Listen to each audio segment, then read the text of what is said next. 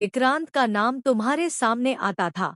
तुम्हारी आंखों में और तुम्हारी आवाज में एक शिकायत झलकती थी, जैसे हर शब्द में कोई अधूरा हिसाब बाकी हो, कोई दर्द जो कभी पूरी तरह कहा ही नहीं गया।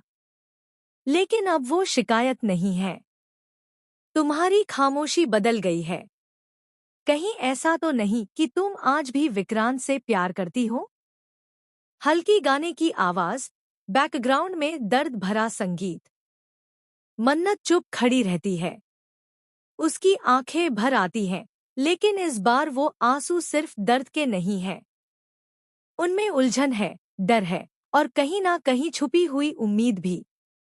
मन्नत धीरे से कहती है, प्यार अगर इतना आसान होता ना, तो शायद आज ये सब नहीं होता।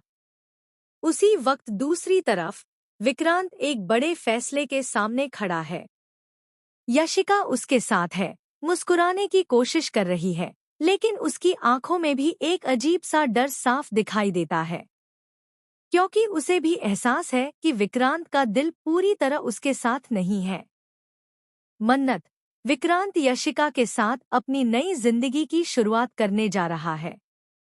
तो तुम्हें नहीं लगता कि तुम्हें भी अपने अतीत को भुलाकर एक नई शुरुआत करने की कोशिश करनी चाहिए? लेकिन मन्नत का दिल मानने को तैयार नहीं। वो कहती है, नई शुरुआत तब होती है जब पुरानी कहानी खत्म हो जाए। लेकिन मेरी कहानी तो अभी भी वहीं अटकी हुई है, जहां उसने मुझे छोड़ा था।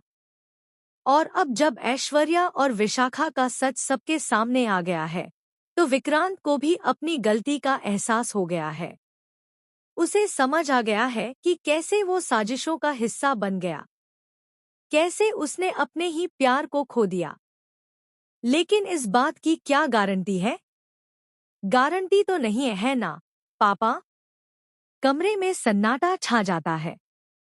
पापा गहरी सांस लेकर कहते हैं, गारंटी जिंदगी में किसी चीज की नहीं होती, बेटा।